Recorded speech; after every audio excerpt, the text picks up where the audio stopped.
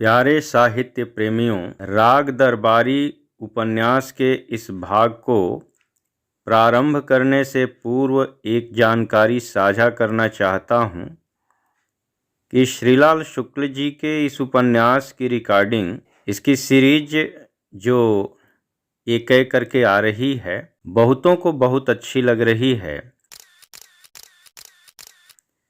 किंतु कुछ लोग जो सुनने के बजाय पढ़कर इसका आनंद लेना चाहते हैं, वे डिस्क्रिप्शन बॉक्स में दिए गए लिंक पर जाकर अमेज़न ऐप से चाहें तो यह पुस्तक डिस्काउंट के साथ खरीद सकते हैं।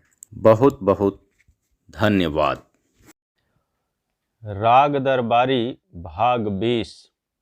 बद्री पहलवान पड़ोस के ज़िले में एक नौजवान की जमानत लेने गए थे। उस पर बलात्कार और मारपीट का मुकदमा चलाया जा रहा था। जाने से पहले उन्होंने रंगनाथ को सुनाकर कहा, गुंडा है, जहाँ जाता है कोई न कोई झंझट पाल लेता है। उन्होंने वैद्य जी से 1500 रुपये के नोट लेकर अपनी जवाहर कट जैकेट की भीतरी जेब में ठूंस लिए। रंगनाथ ने पूछा, इतना रुपया नकद ले जाने की क्या ज़रूरत है? बद्री बोले, गुंडे इजलासों के नीचे ही नहीं ऊपर भी हैं। हाकिम तो रोग आकर जमानत कर देता है और कागज अहलकारों के पास चला जाता है। फिर 20 झंझट, जमानत का कागज लिखाओ, जायदाद का नक्शा पेश करो, फिर उसकी कच्ची तस्दीक, फिर पक्की तस्दीक, और हर जगह रुपए गिनाते जाओ। तभी अब भले आदमी आमतौर पर जमानत नहीं कराते, जेल में रह लेते हैं। नकदी में बड़ा आराम है। जैसे ही हाकिम कहेगा 1000 रुपये की जमानत दो, वैसे ही 10 हरे हरे नोट मेज पर फेंक दूंगा और कहूँगा, लो भाई, रख लो जहाँ मन चाहे। रंगनाथ ने बात को आगे बढ़ाया, पूछा, बद्री दादा, जब वह गुंडा है तो उस पर हाथ क्यों रखते हो? सड़ने दो साले को हवालात में। गुंडा कौन नहीं है रंगनाथ बाबू, गुंडे के सिर पर सींग थोड़े ही निकलते हैं। बद्री ने धीरे से कहा, मैं तो कुल इतना जानता हूँ कि कभी वह भी हमारे अखाड़े का चेला था। दुनिया की निगाह में वह चाहे जितना बड़ा गुंडा हो जाए, मैं तो तब की याद करता हूँ जब वह मेरी लंगड़ी खाकर लद लद गिरा करता था। उनकी आवाज़ मुलायम और चिकनी हो गई। आखिर अपना ही पालक बालक है। पालक बालक का प्रयोग रंगनाथ के लिए नया था, पर वह उसका मतलब बखूबी समझ गए। उसकी खोपड़ी में एक शीर्षक कौंधा, आधुनिक भारत में पालक बालकों का महत्व। कल तक अखाड़े में लात मारा करता था। बद्री पहलवान बड़े भावुकता से कह रहे थे, अब पूरा पहलवान बन गया है। हर पालक बालक के कैरियर की शुरुआत इसी तरह होती है। रंगनाथ ने सोचा, प्रत्येक महापुरुष के इर्द गिर्द पालक बालकों का मेला लगा हुआ है। पुरुष जब महापुरुष बन जाता है तो वह अपनी इज्जत अपने पालक बालकों को सौंप देता है। पालक बालक उस इज्जत को खींचना शुरू करते हैं। कुछ दिन बाद वह 1000 धाराओं में फूटकर बहने लगती है। वह लोकसभा और विधानसभा की बहसों को सराबोर करती हैं। अखबार और रेडियो उसके छींटों से गंधाने लगते हैं। पूरा लोकतंत्र उसमें डूबने उतराने लगता है। अंत में वह बेहयाई के महासागर में समा जाती है। बद्री पहलवान ने बताना शुरू किया, झगड़ा इस तरह से हुआ कि पड़ोस में एक बाभन रहता था। महापुरुष अपने सिंहासन पर बैठे अपने पालक बालकों का खेल देखते रहते हैं। इस देश में महापुरुषों और पालक बालकों के अलावा कुछ सिरफिरे भी बसते हैं। वे कभी कभी महापुरुष के सामने आकर चीखने लगते हैं, कहते हैं, महापुरुष, तुम्हारा पालक बालक बड़ा भ्रष्टाचार कर रहा है, तुम्हारी इज्जत को रगड़ रगड़ कर अपने बनाए दे रहा है। ऐसे मौके पर ज़्यादातर महापुरुष इतना कहते हैं, भ्रष्टाचार। माननीय महाशय, आओ हम पहले इस बात की जांच करें कि भ्रष्टाचार होता क्या है। रंगनाथ सोचता रहा। तो पड़ोस में एक बाभन रहता था। उसकी जोरू कुछ नौजवान सी थी। बद्री पहलवान के यह कहते ही रंगनाथ आधुनिक भारत में पालक बालकों का महत्व की बात भूल गया। बाभन के पारिवारिक इतिहास को ध्यान से सुनने लगा। हमारा पट्ठा भी पड़ोस में रहता था। बाभन की जोरू से कुछ घसड़ फसड़ हो गई। महीनों यही कारोबार चलता रहा। बाभन सब कुछ देखकर भी अनजान बना रहा। एक दिन ऐसा हुआ रंगनाथ बाबू कि सींक की आड़ भी नहीं रही। बाभन ने सरासर अपनी आंखों से देखा कि वह पट्ठा उसकी जोरू को लपेटे बैठा है, पर उसने आंखें भर मिलमिलाई और झोले जैसा मुंह लटका कर चुपचाप चल दिया। इस पर आ गया हमारे पट्ठे को ताव। तबीयत का साफ है, ज़्यादा गिचिर पिचिर में पड़ता नहीं है। वहीं से कूदकर उसने बाभन की गर्दन पकड़ ली और उसे झकझोर कर कहा कि क्यों बे, सामने से निकला जा रहा है और तुझे शर्म नहीं लगती? मर्द बच्चा होकर तुझे गुस्सा भी नहीं आता? अबे मर्द है तो मुझे एक बार ललकारा तो होता। अब बेचारा बाभन क्या करे, कुछ मंत्र जैसा बुदबुदाने लगा। इस पर हमारे पट्टे ने हंसी हंसी में उसे लंगड़ी देकर चित्त कर दिया। उसकी जांघ की हड्डी टूट गई। फिर तो रोना पीटना मच गया। बाभन चिल्लाने लगा। उधर उसकी जोरू भी चिंघाड़ने लगी कि देखो, यह मेरी इज्जत ले रहा है। अब बोलो रंगनाथ बाबू, दुनिया में दुश्मन किसके नहीं होते? इसी बात पर रपट लिखा दी गई और हमारा पट्ठा फंस गया। अब बेटा बैठे हैं पुलिस के दरबे में। बद्री पहलवान मौज में आकर हंसे। रंगनाथ ने कहा, पर बद्री दादा, यह तो ठीक नहीं है। बेचारे की बीवी को भी और उस बेचारे को भी।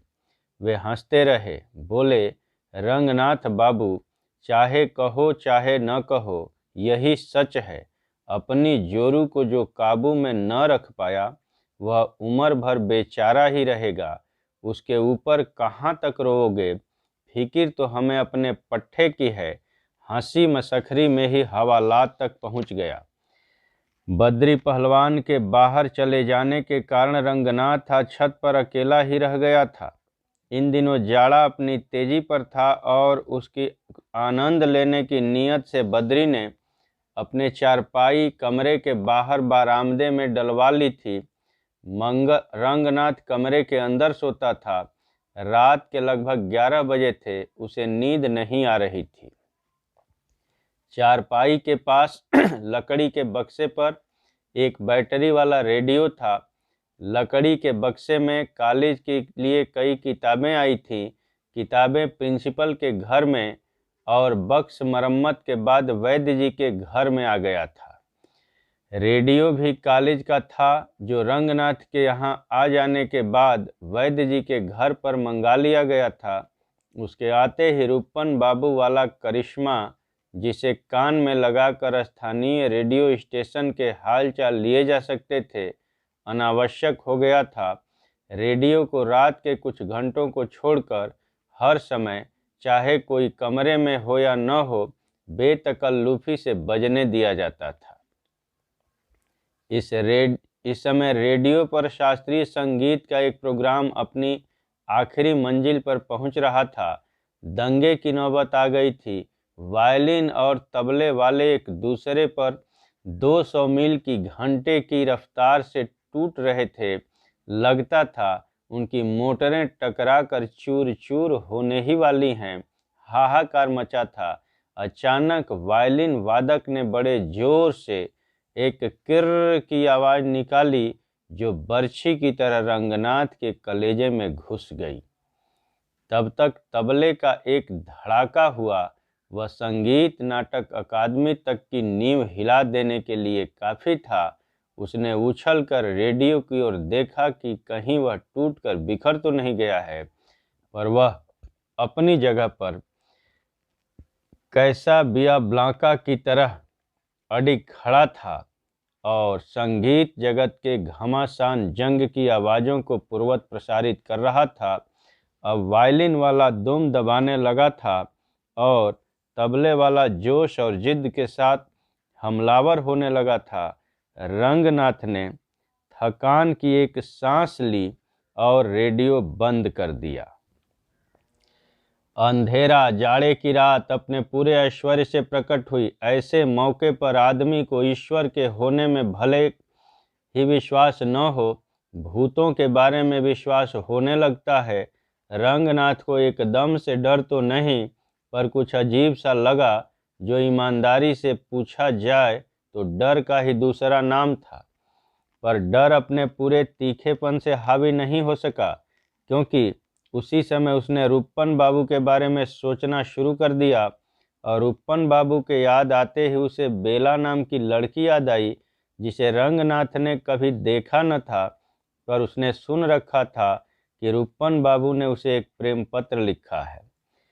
उसे मालूम न था कि प्रेम पत्र कितना लंबा चौड़ा और गहरा है, पर उसकी उड़ती हुई खबरों ने उसे पता चला था कि उसमें सिनेमा के गानों के कुछ टुकड़े जोड़कर वाक्य बनाए गए हैं। मशहूर था कि उसे पहले बेला की बुआ ने घर के एक कोने में पड़ा हुआ पाया था।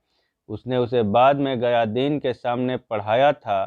2-3 शुरुआती वाक्यों तक तो गयादीन की समझ में कुछ नहीं आया, पर उसके बाद ही उन्होंने पढ़ा, मुझको अपने गले अर्थात गले लगा लो ओ मेरे हमराही। इसका अध्ययन करते ही उनके ज्ञान के कपाट धड़ाम से खुल गए और वे समझ गए कि यह सुझाव किसी ने बेला के विचारार्थ पेश किया है। आखिरी पंक्ति तक पहुँचते पहुँचते इस दस्तावेज की असलियत बिल्कुल साफ हो गई थी, क्योंकि उसमें कहा था कि ये मेरा प्रेम पत्र पढ़कर कि तुम नाराज न हो, कि तुम मेरी जिंदगी हो, कि तुम मेरी बंदगी हो। दस्तावेज के लेखक थे श्री रू। सुना गया था कि गयादीन के अलावा इसे प्रिंसिपल साहब ही देख सके थे, और वह भी शायद इसलिए कि गयादीन ने रूपन बाबू के नैतिक उत्थान पतन को न जाने क्यों प्रिंसिपल साहब के साथ जोड़ दिया था। प्रिंसिपल ने उन्हें समझाने की कोशिश की थी कि यह प्रेम पत्र नहीं है, बल्कि उच्च कोटि की कविताओं का एक संग्रह है, जिसका साहित्यिक महत्व रू लिखे होने के कारण ही कम नहीं हो जाता। पर इस सांत्वना के बावजूद गयादीन इस लिखा पढ़ी को बदचलनी का सबूत मानते रहे, और जब प्रिंसिपल साहब ने उन्हें कई कविताओं के कुछ ऐसे ही टुकड़े सुनाकर समझाने की कोशिश की कि साहित्य में ये चीज़ें इफरात से पाई जाती हैं, तो गयादीन कहने लगे कि तुम्हारा साहित्य भी तुम्हारी बदचलनी का ही सबूत है। दोनों ने अंत में यही तय किया कि इस दस्तावेज की बात कहीं नहीं जाएगी। उसी के दूसरे दिन शिवपालगंज में कई खबरें फैली। एक खबर यह थी कि खन्ना मास्टर के दल के किसी लड़के ने बेला को एक प्रेम पत्र लिखा है और उसमें झूठ मूठ रूपन का नाम जोड़ दिया है। दूसरी खबर यह थी कि बेला ने रूपन को एक प्रेम पत्र लिखा था, जिसका जवाब रूपन ने भेजा था, पर वह जवाबी पत्र गयादीन के हाथों पकड़ा गया और बेइज्जती से मारा गया। तीसरी खबर, जो सबसे ज़्यादा प्रसिद्ध हुई, यह थी कि बेला एक बदचलन लड़की है। यह इस तीसरी खबर का ही करिश्मा था कि रंगनाथ ने इस समय डरना छोड़कर बेला के बारे में सोचना शुरू कर दिया था। उस दिन मेले से लौटते समय उसने रूपन बाबू से प्रेम पत्र के बारे में जो सुना था, उसके बाद उसकी हिम्मत नहीं हुई थी कि वह रूपन से इस विषय पर दोबारा बात करे। अब इस समय के एकांत में बेला के बारे में उसकी जिज्ञासा शांत करने के लिए सिर्फ कल्पना थी, हस्तमैथुन था और कुंठा थी, और चूँकि काफ़ी हद तक ये चीज़ें हमारी कलाओं की प्रेरक शक्तियाँ हैं, इसलिए इस समय रंगनाथ एक कलाकार की हैसियत से इन क्षणों को जी रहा था। कैसी होगी वह, मधुमती में वैजयंती माला की तरह, गोदान में शुभा खोटे की जैसी, अभियान में वहीदा रहमान जैसी नहीं, ये सब तो मादरे हिंद जैसी हो चुकी हैं। बेला अभी बहुत ताज़ी होगी, कैसी होगी नहीं मालूम, पर जैसी भी हो, जो भी हो, वह खुदा की कसम लाजवाब होगी। एक फिल्मी गाने का यह टुकड़ा रंगनाथ के गले में हड्डी जैसा अटक गया, पर वह मुस्कुराया। अंधेरे में वह बहुत एक खूबसूरत लगभग 1.5 इंच चौड़ी मुस्कान मुस्कुराया।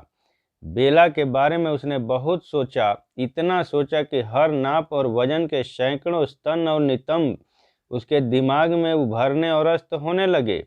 वे जोड़ों में प्रकट हुए, गुच्छों की शक्ल में फूले और एक दूसरे के धक्के देकर भाग गए।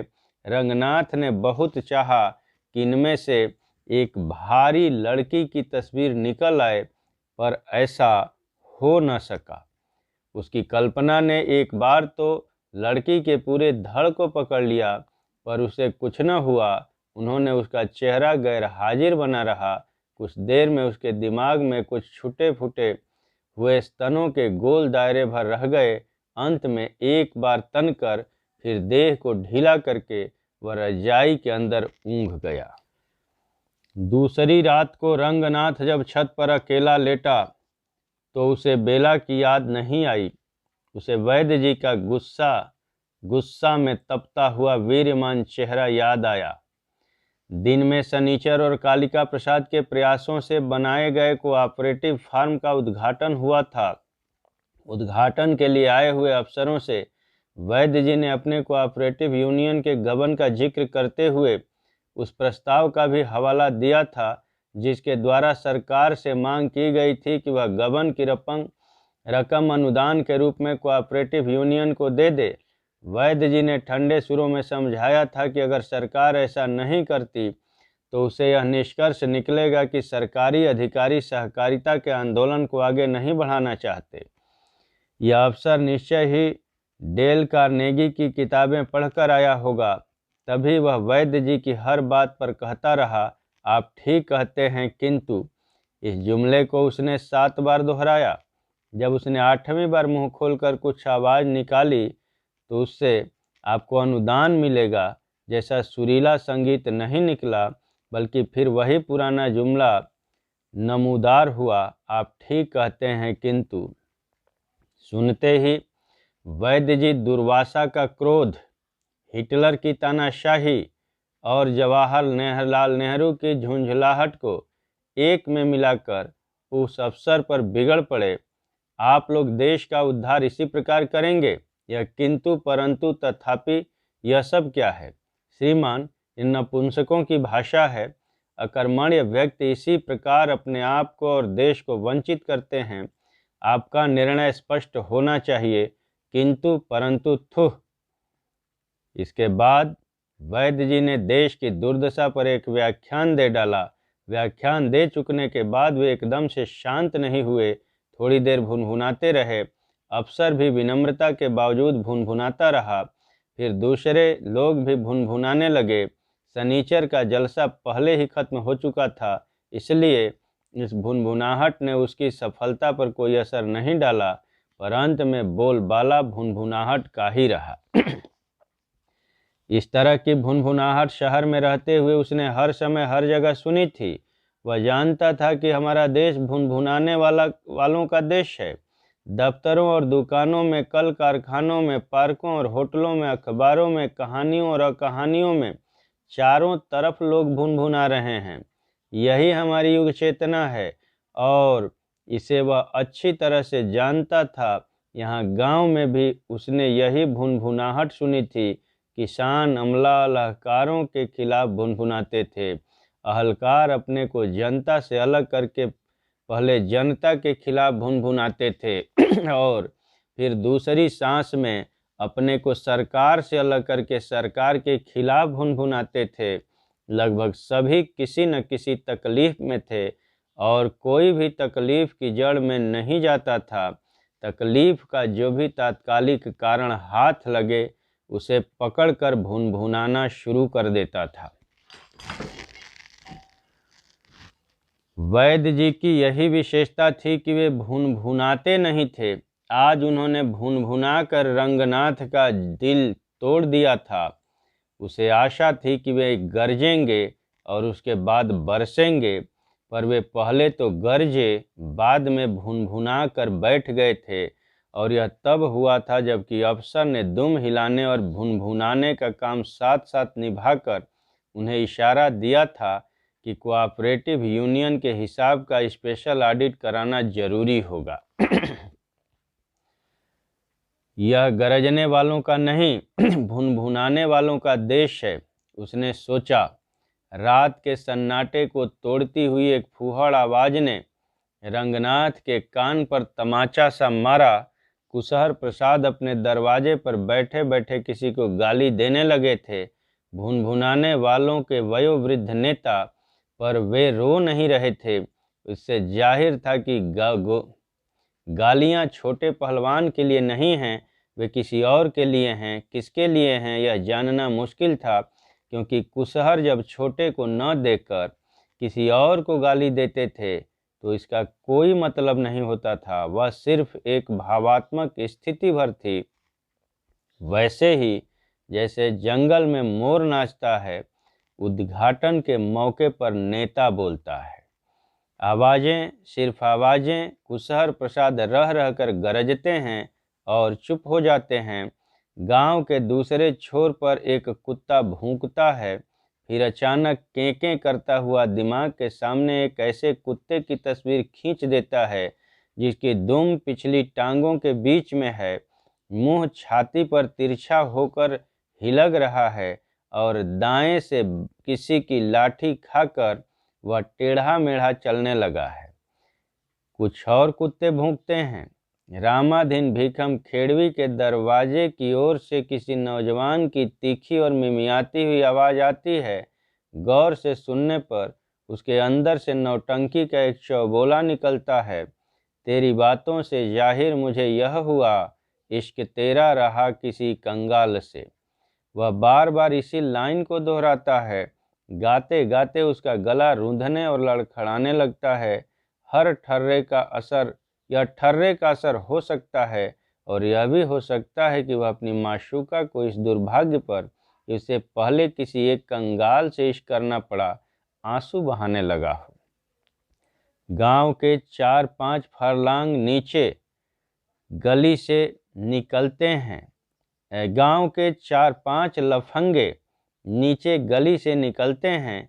गयादीन के यहाँ चोरी हो जाने के बाद से वे रोज रात को पहरा देते हैं और जागते रहो के साथ साथ कुछ नए नारे भी इस्तेमाल करते हैं।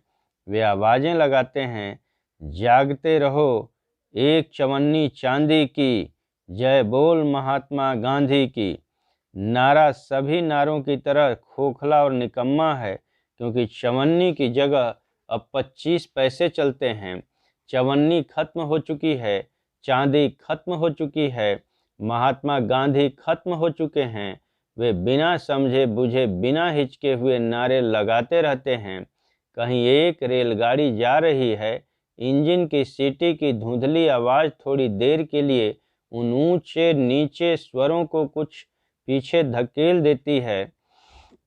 धुंधली आवाज़ों और अंधेरे के माहौल में वह न जाने कब सो गया था। सोते सोते उसे लगा कि वह किसी लिफ्ट पर खड़ा है और कई मंजिलें नीचे की ओर धंस रहा है। अचानक वह लिफ्ट 3-4 मंजिलों को एक साथ पार करके ऊपर चला आया। रंगनाथ कुनमुनाया। नारियल के तेल और किसी सस्ते इत्र की महक उसकी नाक के भीतर घुसी। न वह खुशबू थी और न बदबू, वह सिर्फ बू थी। चूड़ियों की हल्की सी खनक ने उसकी नींद को एक धक्का सा दिया, और तब एक क्षण में उसने वह अनुभव किया कि जो एक जीवन भर खजुराहो और कोणार्क की कला का अध्ययन करके भी नहीं किया जा सकता था। वह चारपाई के किनारे बैठी थी। उसने एक हाथ रंगनाथ के दूसरी ओर टिका लिया। उसको अपनी छाती पर 2 स्तनों का गहरा दबाव महसूस हुआ। उन स्तनों और उसकी छाती के बीच उन्हें ढकेलने वाले कपड़ों के अलावा एक मोटा लिहाफ भी था, पर उनकी गर्मी और मजबूती छिप नहीं पा रही थी। रंगनाथ की सांस रूंध सी गई। लिहाफ उसके चेहरे से खींच लिया गया था, पर अंधेरे में वे एक दूसरे को देख नहीं सकते थे। उसकी छाती पर पड़ने वाला गर्म और विस्फोटक दबाव कुछ बढ़-सा गया।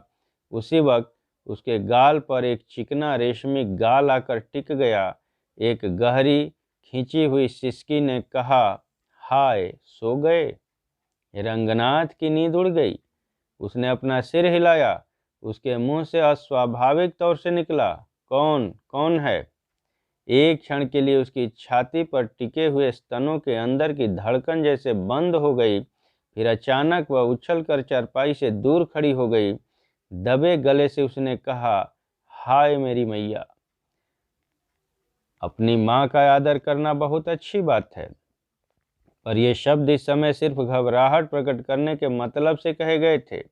रंगनाथ रजाई झटक कर खड़ा हो गया, पर तब तक वह इस छत से उस छत पर और उस छत से किसी और छत पर पहुंच गई। खुले दरवाजे से बाहर आकर वह बरामदे में खड़ा हो गया। ठंडक थी। काफ़ी देर तक वह कान लगाकर सुनता रहा, पर हवा के सुरसुराहट के सिवा उसे कुछ और नहीं सुन पड़ा। आने वाली को हाय मेरी मैया के पवित्र नाम स्मरण के बाद और कोई संदेश देना बाकी नहीं बचा था। दरवाज़ा अंदर से बंद करके जब वह चारपाई पर दोबारा लेटा तो उसे कई बातें समझ में आईं। पहली तो यही कि कोणार्क, भुवनेश्वर और खजुराहो आदि की नारी मूर्तियों का उभार पत्थर से उतरकर यदि सांस में आ जाए तो वह आदमी को पागल बना देने के लिए काफ़ी है। उसने यह भी समझ लिया कि पुरातत्व के बारे में और भारतीय कला के ऊपर जितना पढ़ा है सब अधूरा और वाहियात है, और भारतीय कला में डॉक्टरेट लेने के बजाय सुरसुंदरी पोज वाले 2 जीवंत स्तनों का सहारा पा लेना अपने आप में एक महान उपलब्धि है। और इन सब हल्की फुल्की बातों को एक किनारे धकेल कर एक दूसरी बात, असली बात जो उसे मथती रही, वह यह थी, श्रीमन, आप सुगध हैं। आपको बोलने की क्या जरूरत थी? आप घबरा क्यों रहे थे? आपने उसे कुछ और करने का मौका क्यों नहीं दिया? श्रीमन, आप सुगध नहीं हैं, गधे हैं। चूके हुए अवसरों की लिस्ट में एक और लाइन जोड़ ली ना। श्रीमन, आप कुछ नहीं हैं, सिर्फ एक हिंदुस्तानी विद्यार्थी हैं जिनकी किस्मत में तस्वीर की औरत भर लिखी है। सोने की दोबारा कोशिश की, पर नींद कहाँ आती है। उसका हाथ अपने आप छाती की ओर पहुंच गया और खेदपूर्वक स्वीकार करने लगा कि वहाँ और कुछ नहीं है, केवल उसी की खुरदुरी छाती है। कौन है वह? इस विषय पर वह ज़्यादा सोच नहीं सका, क्योंकि सोचने के रास्ते में 2 पहाड़ खड़े हुए थे।